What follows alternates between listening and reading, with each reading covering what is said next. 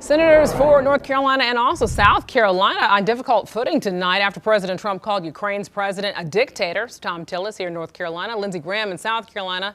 Now, senior senators have now been strong supporters of Ukraine in the war against Russia, both now telling reporters that Putin is the dictator, not Volodymyr Zelenskyy. So Queen City News chief political correspondent Andy Weber joining us here. Andy, both senators carefully not to directly, though, criticizing President Donald Trump.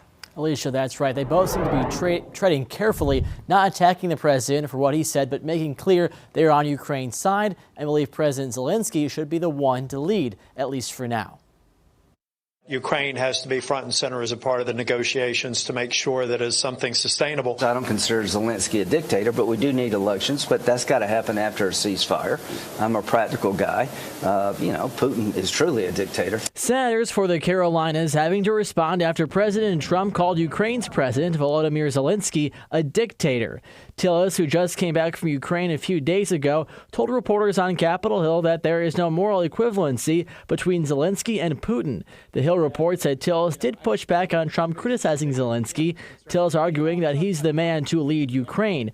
But he also argued Trump would not leave Ukraine out.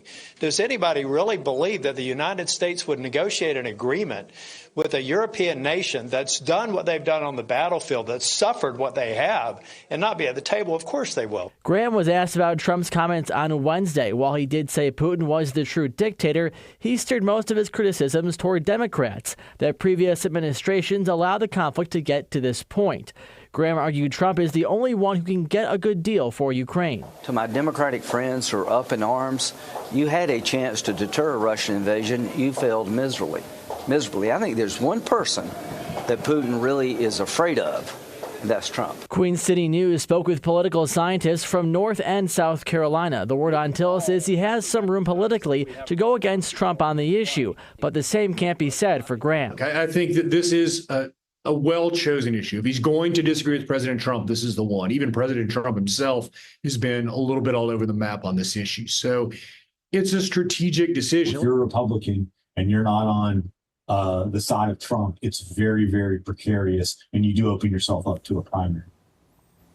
And an envoy for Trump did meet with Zelenskyy today in Ukraine. No word yet on how that meeting went. Alicia? All right.